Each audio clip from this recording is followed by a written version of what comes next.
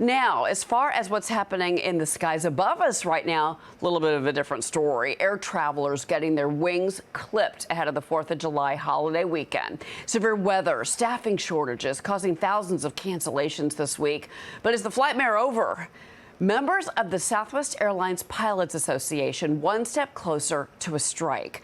Yesterday, the organization filed a request with the National Mediation Board seeking to be released from federal mediation for a new labor contract. The request states that contract talks between SWAPA and Southwest have been ongoing for more than 3 years, and the two parties have been in federal mediation since September of 2022. All of this to no avail. Joining me now is Southwest Pilots Union President Captain Casey Murray. And sir, it's great to have you here. Update me on really was what it seems to be and is a very big move by you and your members, one step closer to a strike. How did we get here with Southwest Airlines? Well, thanks, Cheryl. Thanks so much for having me. We've been in federal mediation. A lot of our contract negotiations has centered around what a lot of the media and a lot of our customers have seen, which is really an unreliability of Southwest Airlines. So we've really tried to address a lot of the scheduling issues and a lot of how pilots are connecting to airplanes, which is what's causing a lot of our delays. And we're just meeting with a lot of resistance. We haven't had a senior leader step foot in negotiations. We haven't had Bob Jordan, Andrew Watterson, our leadership in flight ops hasn't been there.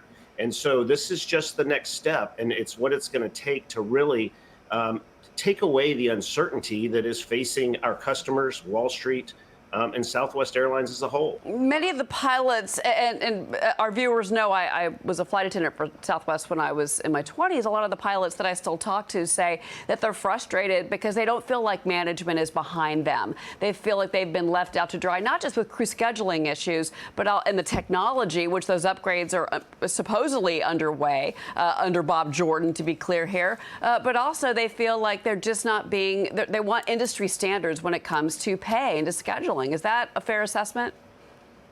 Well, that's a very good assessment. And that is kind of what I had just relayed, that we really don't feel that we're being listened to or even taken seriously at this point, right. Even though, we have been through and our customers have seen the meltdowns, the numerous meltdowns. And that's what we're trying to get to, is a more reliable operation. And again, I can't stress this enough. This is more about scheduling and about the operation and about ultimately how that flows down to our customers. All right, real quick before you go, I do want to ask you, a House panel has voted to raise the retirement age for pilots, for commercial pilots, up to 67 from 65 right now. Many say that would address the pilot shortage. Do you and the union, do you support this move to raise the retirement age? Well, I think we have to focus on the pilot shortage that's coming.